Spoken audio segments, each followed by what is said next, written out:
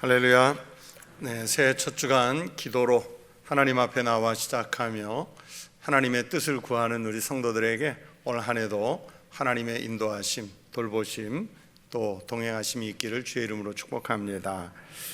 아주 오래전에 그 실화를 바탕으로 만든 아주 유명한 가족 영화 중에 프리 윌리라는 영화가 있습니다.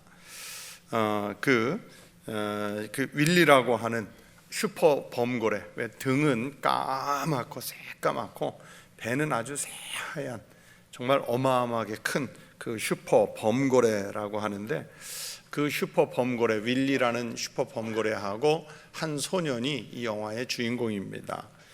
지금도 가끔 텔레비전 영화 채널에서 상영을 해서 어떻게 채널을 돌리다가 이 영화가 나오면 지금도 가끔 봅니다. 여러 번 봤습니다. 그 영화에서 보면 이제 한 동물원이죠. 그 동물원이 이제 운영난에 빠지면서 이 수족관 동물원장을 비롯한 사람들이 이 슈퍼 범고래 윌리를 계속 사육하는 것에 대한 큰 그 경제적 부담을 느껴가지고 이 범고래 윌리를 안락사시키기로 결정을 합니다. 안락사를 시키기로. 그런데 그 사실을 알게 된 이 영화 속의 그 소년이 그 윌리를 바다로 탈출시킬 계획을 세우지요. 그래서 이 소년이 그 비밀리에 이제 동물원에 들어가서 그 윌리를 이제 바다로 나가는 훈련을 시키는데, 그런데 마지막 장벽이 있습니다. 그 수족관을 나와 가지고 이제 바다로 연결이 돼 있는데, 그 바다까지 나온 다음에 또 그 앞에는 뭐가 있냐면 우리 그 바닷가에 가서 보면 방파제 같은 방조제가 막고 있는 거예요. 아주 넓고 높은 이 방조제를 넘어야 되는데, 이거는 방법이 없어요. 이 범고래 윌리가 자기가 알아서 뛰어넘는 것밖에 없습니다. 그런데 한 번도 그걸 해보지 않았기 때문에 이 소년이 그 윌리를 점프하는 훈련을 시키는 거예요. 멀리. 범고래가 돌고래 쇼 하면은 점프했다 내려오는 그런 것이 아니라 정말 멀리 뛰기 선수처럼 쫙 날라서 거기를 넘어야 되는데, 그 훈련을 그 바다 나올 수 있는 바다까지 나와서 계속 시킵니다. 이 소년의 손동작 하나에 이제 윌리가 점프를 하도록 연습을 시켜요. 그런데 이 소년이 그 윌리를 훈련시키면서 계속 하는 말은 뭐냐면, 야, 너는 할 수 있다, 너는 강하다, 너 바다에 가야 자유롭다, 막 그렇게 하면서 이제 진도가, 자기가 훈련한 목표가 조금씩 나가면 계속 칭찬을 합니다. 그래서 요즘에 어쩌다가 그 영화를 볼 때면 꼭 생각나는 책 제목, 뭐 읽지는 않았어도 제목은 누구나 알고 있는 칭찬은 고래도 춤추게 한다 하는 얘기죠. 이 책을 보면 이 사육사가 바로 이 슈퍼 범고래를 어떻게 훈련시키는지 그 과정이 나옵니다. 이 책을 원래 쓴 작가는 켄 블랜차드라고 하는 경영 컨설턴트예요.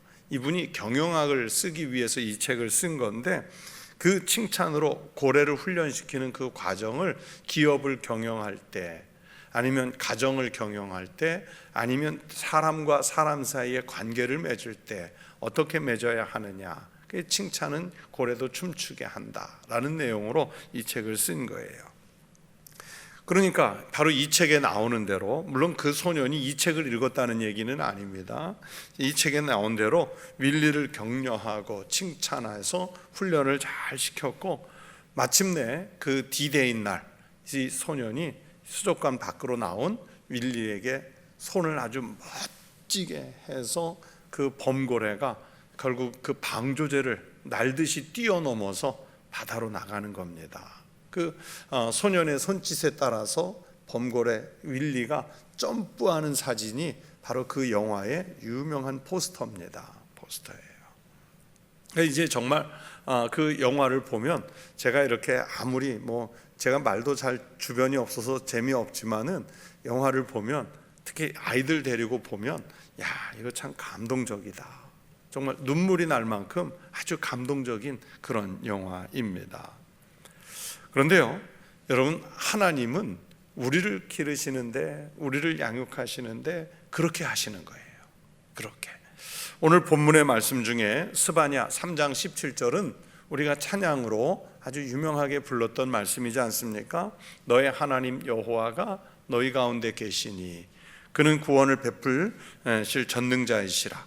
그가 너로 말미암아 기쁨을 이기지 못하시며 너를 잠잠히 사랑하시며 너로 말미암아 즐거이 부르며 기뻐하시리라 하리라. 예전에 우리가 이 스바냐 3장 16절, 17절 이 말씀을 가지고 찬양으로 많이 불렀어요.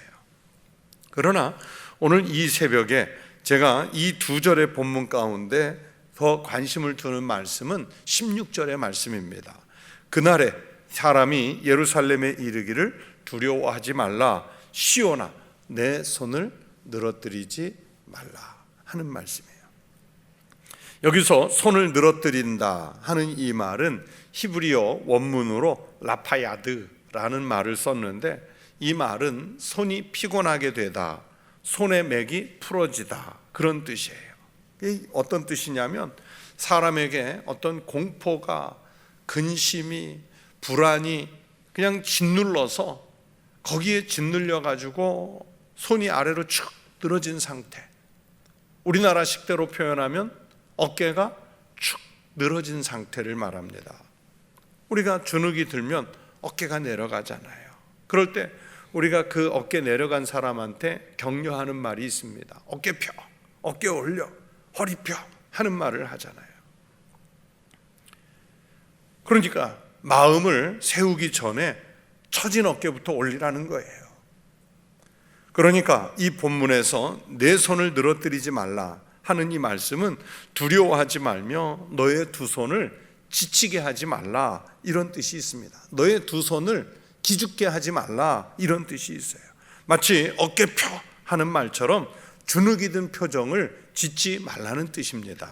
한마디로 힘을 내라, 무서워하지 말라 하는 말씀이에요.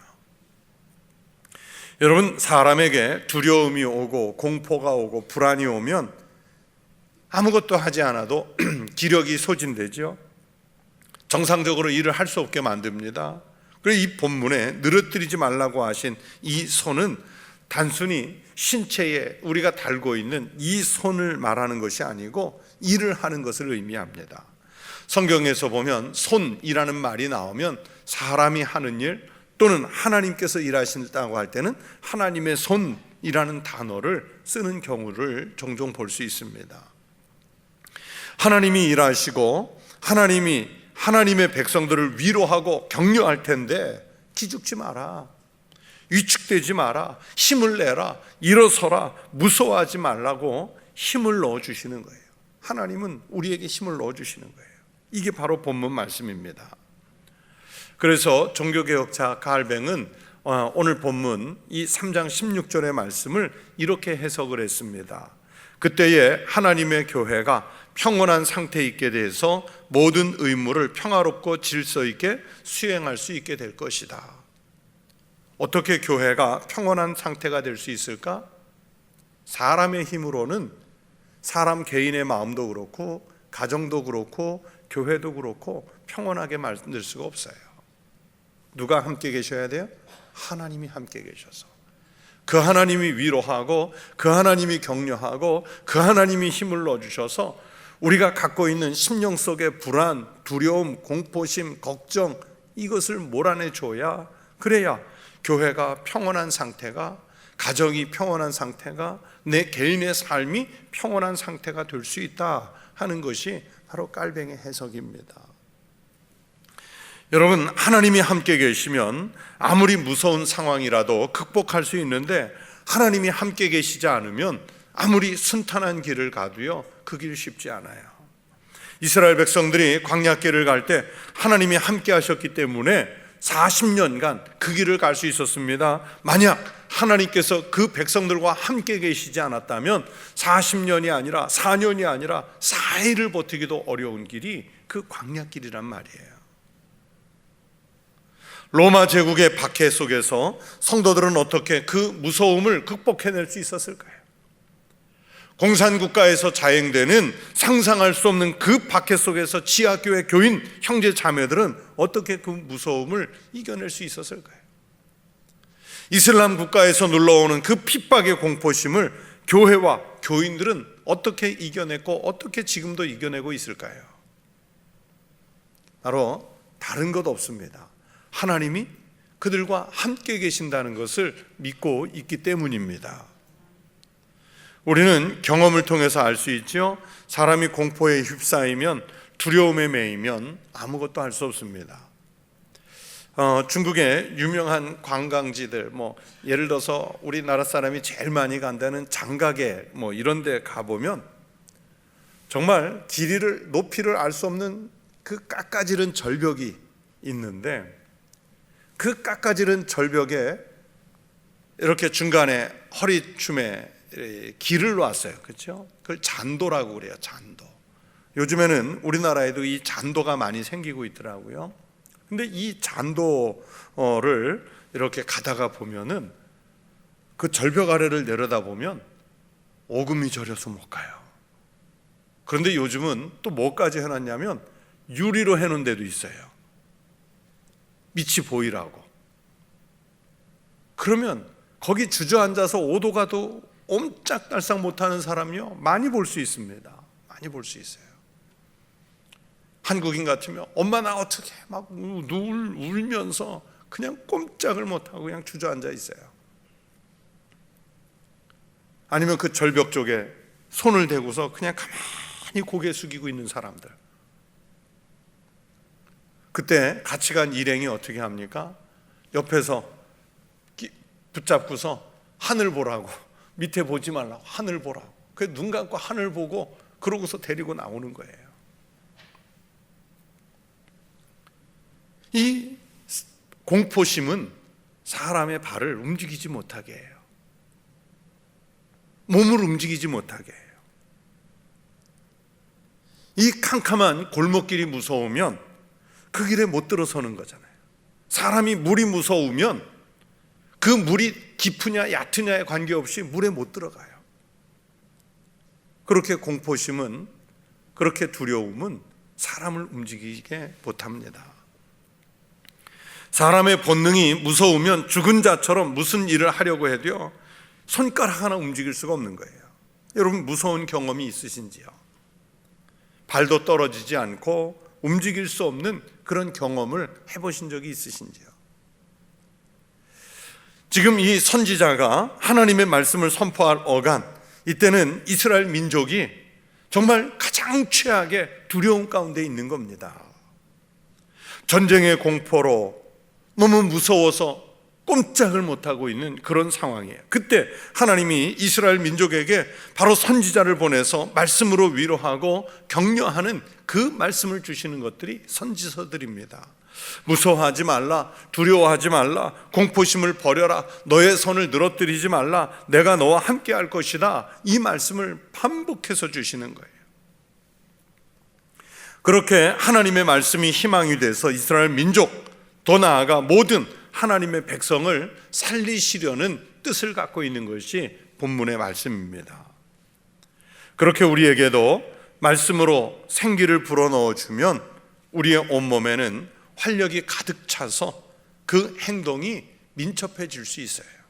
그리고 헌신적인 하나님의 백성이 될 수 있습니다. 그렇게 하나님은 하나님의 백성을 세워서 힘을 넣어주셔서 상황을 이기게 하시고 한 걸음 더 나아가 일하게 하시고 더 나아가서는 하나님의 영광을 나타내는 삶을 살도록 만들어주시는, 즉 우리를 세워주시는 분이 하나님이시라는 말씀입니다. 이스라엘 민족에게 말씀하신 하나님은 지금도 우리에게, 그리고 이 시대의 전염병과 자연재해 등의 위기로 정말 두려워하고 있는 우리에게 여전히 같은 말씀을 하세요. 우리가 축 처질까 봐, 우리가 무서워할까 봐, 우리가 주저앉아 있을까 봐 새해를 시작하는 우리에게 여전히 말씀하시는 거예요. 기죽지 말라. 우리 앞에 어떤 장애, 장벽, 전염병, 재해 이것이 가로막고 있을지라도 손을 늘어뜨리지 말라. 왜 그렇게 할 수 있습니까? 너의 하나님 여호와가 너희 가운데 계시니. 우리 가운데 계시는 하나님은 어떤 하나님이시느냐? 그는 구원을 베푸실 전능자이시라. 이 하나님이 우리 하나님이신 줄로 믿습니다. 하나님은 성도들 안에 또는 교회 안에 그저 무익하게 거하려고 하시는 분이 아닙니다. 그저 우리에게 예배나 받으시고 재물이나 받으시고 영광이나 받으시려고 계시는 하나님이 아니시라는 뜻입니다. 우리 같은 사람을 구원하시고 세상을 구원하시기 위해서 권능을 가지고 하나님의 사람들, 믿음의 사람들 가운데 임해 주시는 하나님이신 줄로 믿습니다. 너희 가운데 계신다, 이 말은 히브리어로 깃보르라고 하는데 아주 강하게 강조할 때 쓰는 말이에요. 즉 하나님은 그냥 계시는 하나님이 아니라 정말 힘이 있으시고 정말 전능하신 하나님으로 우리와 함께 하시겠다는 뜻입니다. 우리가 생각하고 상상하는 그 능력을 넘어서시는 완전한 전능하신 분이 우리 하나님 여호와이신 줄로 믿습니다.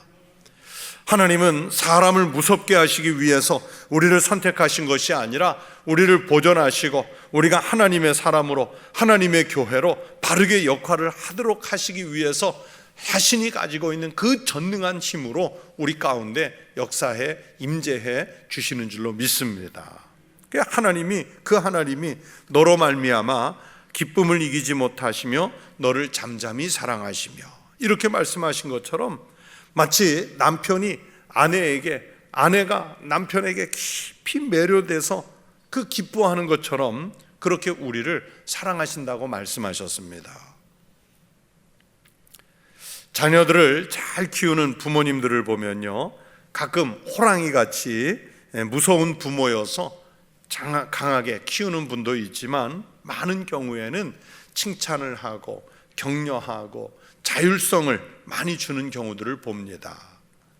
스스로 할 수 있도록 힘을 넣어주면 잘 이겨내는 게 여러분 우리 자녀들이에요.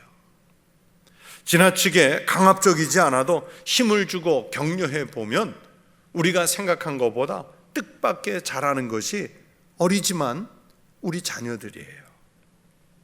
여러분 집에서 자녀를 키울 때 어린 손자 손녀들 대할 때 한번 믿고 격려해 보십시오. 우리가 생각하는 것보다 뜻밖의 잘해요. 학생들을 가르치는 선생님 중에도 칭찬과 격려로 재능을 이끌어 주시는 분이 있는가 하면 강압적으로 가르쳐 보다가 야 너는 안 되겠다, 그게 주눅들게 만들어 버리는 분도 있어요. 그래서 탁월하게 성공한 사람들의 이야기를 듣다 보면 선생님이 어렸을 때 학교에서 야 너 글을 참 잘 쓰는구나, 너 그림 잘 그리는구나, 그림 한번 그려봐라, 너 목소리가 참 예쁘다, 노래 한번 해봐라. 이런 격려 한마디로 자기의 인생의 길을 정했다는 사람들을 아주 많이 볼 수 있지 않습니까? 그렇게 힘을 주고 능력을 발휘하게 하는 것은 칭찬과 격려 그리고 온전한 평안입니다. 가정에서 자녀들이 마음껏 창의적이도록 우리가 배려를 해줘야 돼요. 직장에서 만약에 내가 상사이고 부하 직원들이 있다면 그들에게 한번 칭찬과 격려를 해보는 거예요. 교회에서도 서로 섬기고 봉사하는 일을 보았을 때 잘하고 못하고 이거 분별하기 전에 내가 하지 못하는 그 영역을 잘하는 부분이 있으면 격려, 칭찬을 보내보는 거예요. 우리가 주변에 믿음이 약한 사람들 아니면 아예 믿음이 없는 사람들을 보면 하나님이 주시는 특별한 은혜로 위로하고 격려하고 한번 힘을 넣어줘 보는 거예요. 신앙생활이라는 것, 교회 생활이라는 것은 하나님이 우리를 세워가시는 그 과정입니다. 그러면 우리가 하나님을 닮았기 때문에 우리도 마찬가지예요. 신앙생활도 교회 생활도 만약에 나 자신은 물론이고 우리 주변에 같이 있는 사람들이 그냥 길을 죽이고 손을 늘어뜨리고 그러면 교회 평안이 없어지고 불안해지고 믿음을 통한 신실한 삶을 살아갈 수가 없게 됩니다. 우리의 얼굴에 열심히 일하는 모습을 보고, 밝은 모습을 보고 다른 사람들이 묻기를 무슨 좋은 일이 있어요? 하고 이렇게 물었을 때 하나님이 함께 계시기 때문입니다. 전능하신 하나님이 나에게 힘을 주시고 있습니다. 이렇게 말할 수 있는 그런 신앙의 고백은 우리에게 있어야 할 것입니다.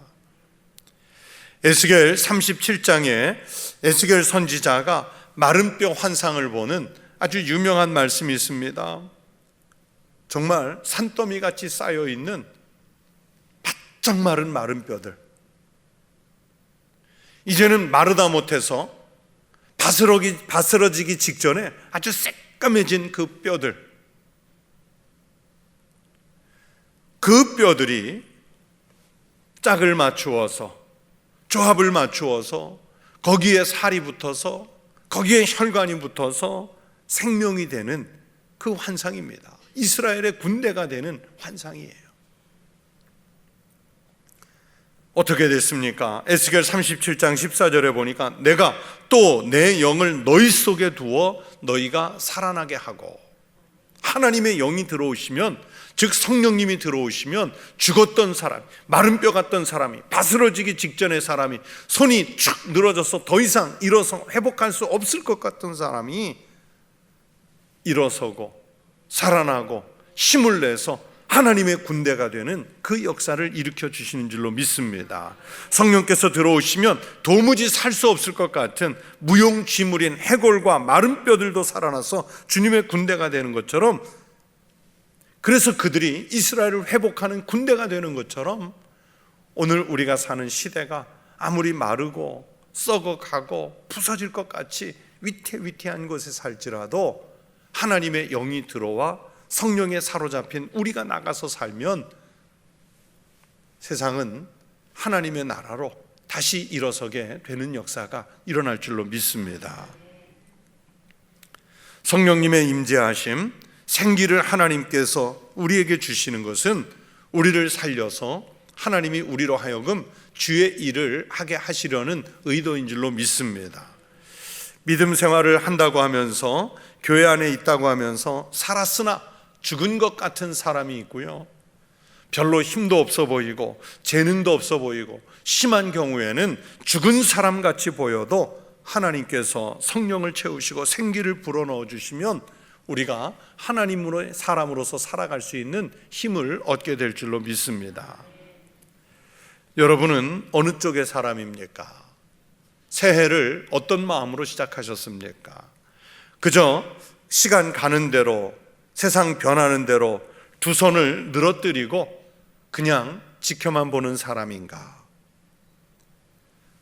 아니, 나만 그런 것이 아니라 다른 사람도 나와 같이 두 손 늘어뜨리고 있으라고 그냥 뒷덜미 잡는 사람은 아닌가?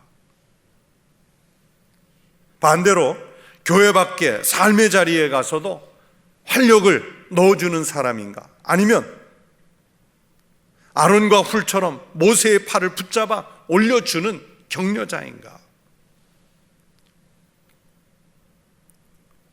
세상 굴러가도록 방치하는 사람, 아니면 아간처럼 출애굽하던 이스라엘 백성들의 힘을 빼는 사람이 있는 반면에 아론과 훌처럼 하나님의 권능을 받아서 자신도 서고 모세도 세우고 이스라엘 백성도 세워서 이기게 하시는 그런 하나님의 도구로 쓰임을 받는 사람들이 있습니다. 금년 한 해 우리는 어떤 삶을 살아갈 것입니까? 세상은 우리 그리스도인들의 섬김을 필요로 합니다. 그리고 교회는 성도들의 헌신과 봉사를 필요로 합니다. 그리스도인다운 삶을 사는 이가 많을 때 교회는 새로워지고 세상은 교회를 통해 이롭게 만들어갈 줄로 믿습니다. 여러분, 위기의 시대를 삽니다. 하지만 우리 성도들이 손을 늘어뜨리지 않기를 바랍니다. 전염병의 공포가 세상을 덮어서 사람들이 두려워하고 있습니다. 언제 끝날지 알 수 없기 때문에 더 두렵습니다. 그러나 이때 그리스도인은 하나님이 함께 하심을 믿기 때문에 이겨내는 사람인 줄로 믿습니다. 그리고 세상에서 이길 수 있다고, 우리가 극복할 수 있다고, 함께 힘을 내자고 그렇게 위로하고 격려하는 거룩한 성도의 삶을 살아가시기를 축원합니다. 우리가 하는 이런 위로와 격려, 교회가 세상을 향해서 베푸는 축복이 다시 시대를 살리고 우리 주변 이웃들을 살리고 세상을 새롭게 하는, 이롭게 하는 그 역사의 중심이 될 수 있기를 주의 이름으로 축원합니다. 여러분, 이 시간 기도하십시다. 우리가 어떤 기도를 하시냐면 본문을 생각하시면서 나는 힘이 없고 지치고 무너진 상태지만 성령님, 우리 가운데 하나님의 영으로 임재하셔서 나를 위로해 주십시오. 격려해 주십시오. 쓰러지지 않게 해 주십시오. 새해에 일으켜 주십시오. 이 기도를 드리십시다. 그리고 한 걸음 더 나아가 우리의 기도 제목이 우리 주변에 넘어진 사람, 손이 처진 사람, 격려가 필요한 사람, 위로받아야 할 사람, 좌절하는 사람, 절망한 사람, 낙심한 사람, 그 한 사람을 기억해서 하나님, 내가 하나님의 사람으로서 그를 붙잡아 주겠습니다. 그에게 위로를 주겠습니다. 그를 격려하겠습니다. 그의 손을 올려주겠습니다. 그 사람을 위해, 그 격려받을 그 사람을 위해 기도하십시다. 이렇게 두 가지 제목으로 함께 통성으로 잠시 기도하겠습니다. 하나님 아버지, 감사합니다. 아버지 하나님, 오늘날 우리가 살고 있는 이 암울한 시대적 상황 속에서 우리는 갈 바를 알지 못하고 가야 하는 참 나약한 사람들입니다. 여기서 저기서 그리스도가 여기 있다 저기 있다 음성은 들려오지만 정말 아버지 하나님, 우리에게 하나님의 영이 임하여 계시는지조차도 제대로 알지 못한 채로 믿음 생활을 겨우 버티고 있는 것이 저희들임을 고백합니다. 그러나 하나님 아버지, 성령님 내 안에 임재해 주셔서 이 시대 속에서 주저앉아 버린 저희를 일으켜 세워 주시옵소서. 나를 세워 주시옵소서. 그래서 하나님의 뜻에 부합한 하나님의 일꾼으로, 하나님의 사람으로 하나님, 우리가 위로받고 격려받아서 이 난감한 시대를 극복해 갈 수 있는 힘과 용기를 갖게 하여 주시옵소서. 뿐만 아니라 하나님, 우리가 아론이 되고 우리가 훌이 되어서 아버지 하나님, 이 땅에 지치고 넘어진 사람들, 전쟁의 공포 속에, 재해의 공포 속에, 전염병의 공포 속에 하나님, 오도 가도 못하는 사람들에게 다시 한번 위로하고 격려하고 그 사람을 세워서 하나님의 나라를 만들어가는 일에 쓰임을 받을 수 있는 축복의 통로요, 생명의 통로가 되게 하여 주시옵소서. 그래서 오늘 이때에 정말 위기의 시대라 아버지 하나님, 모든 사람들이 공포에 빠져 두려워하고 있지만 하나님의 사람들이 있음으로 인해, 그리고 우리 교회가 있음으로 인해, 한국교회가 있음으로 인해 다시 이겨내고 극복할 수 있는 그런 역사가 일어날 수 있게 하여 주시옵소서. 하나님, 새해 2022년을 주셔서 감사합니다. 이 새해에 우리가 무엇으로 위로와 무엇으로 힘을 얻으리이까? 아버지 하나님, 전능하신 하나님 여호와가 오직 나의 힘이요, 우리 교회의 힘이요, 시대의 힘이요, 나라의 힘이 되는 줄로 믿습니다. 하나님, 우리를 사용하여 하나님의 뜻대로 잘 사는 한 해가 되게 하여 주시옵소서. 하나님께 감사드리며 예수 그리스도의 이름으로 기도하옵나이다. 아멘.